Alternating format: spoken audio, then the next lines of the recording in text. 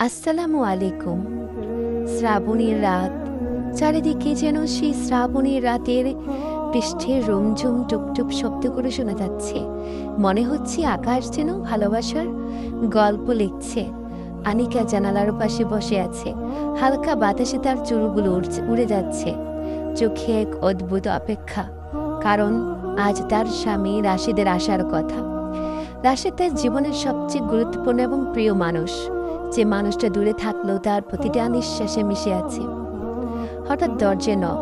আনিকার বুক ধপ করে উঠল।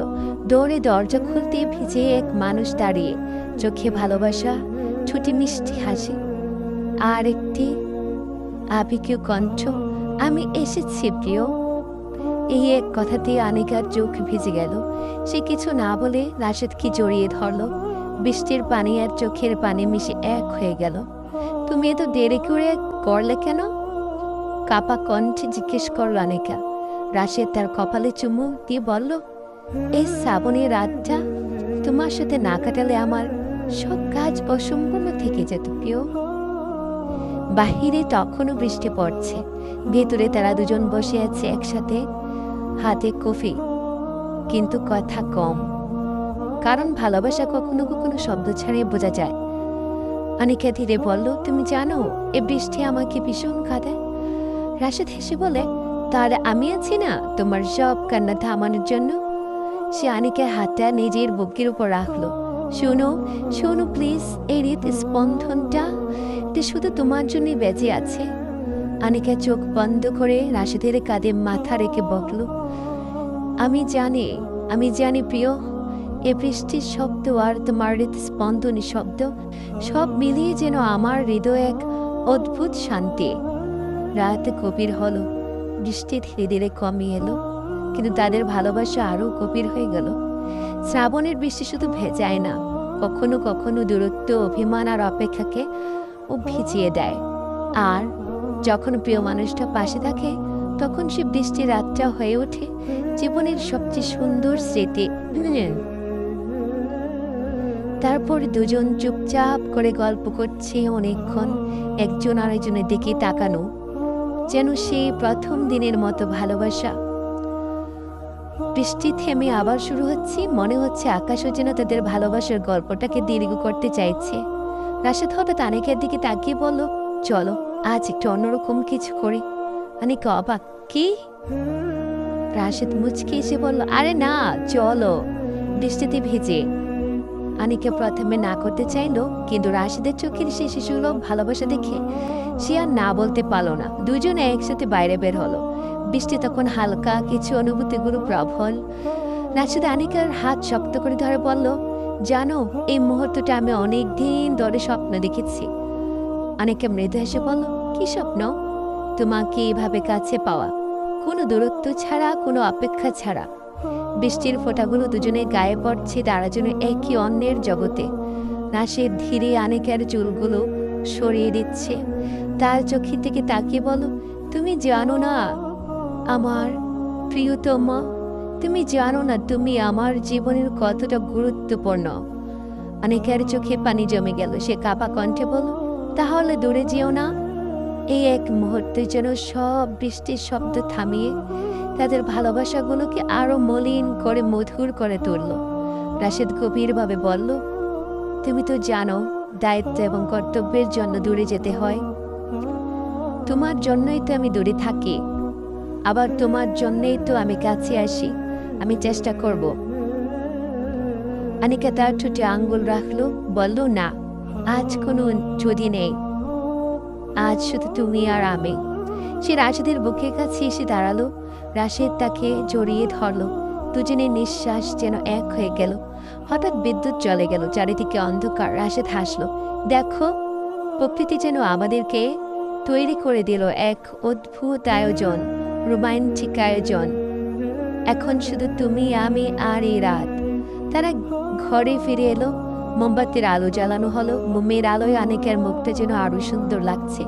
রাশেদ তাকিয়ে থাকলো অনেকক্ষণ ধরে। তাদের এই মুহূর্ত যে কখন কেটে গেল তারা নিজেরাই জানে না। এভাবে কেন তাকিয়েছ? কারণ আমি প্রতিদিন নতুন করে তোমার প্রেমে পড়ি। আনিকা লজ্জা পেয়ে চোখ নামিয়ে নিল, তারপর ধীরে বলল, এ রাতটা যদি শেষ না হতো। রাশেদ তার হাত ধরে বলল, কিছু রাত শেষ হয় না, কিছু রাত শুধু স্মৃতিতে বেঁচে থাকে চিরকাল।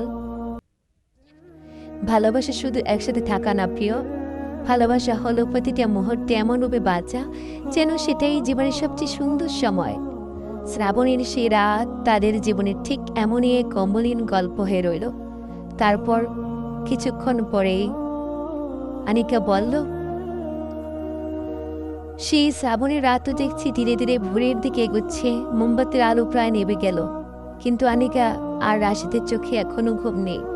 আনিকা হঠাৎ জিজ্ঞেস করলো, তুমি আবার কবে যাবে? প্রশ্নটা খুব সহজ, কিন্তু এর ভিতরে লুকানো ছিল হাজারটা ভয়। রাশেদ কিছুক্ষণ চুপ থেকে বলল, তারপর ধীরে বলল, আজ বিকেলের ফ্লাইট ঢাকা টু চিটাগং। মুহূর্তে যেন সব থেমে গেল। বাহিরে বৃষ্টি থেমে গেছে, কিন্তু আনিকার ভিতরে জ্বর শুরু হলো। এত তাড়াতাড়ি? তার কণ্ঠ কেঁপে উঠল।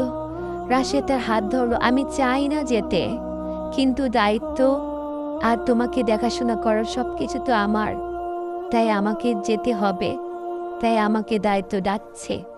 আনিকা মাথা নিচে করে বসে রইল, তার চোখ দিয়ে ধীরে ধীরে পানি জমে পড়ছে।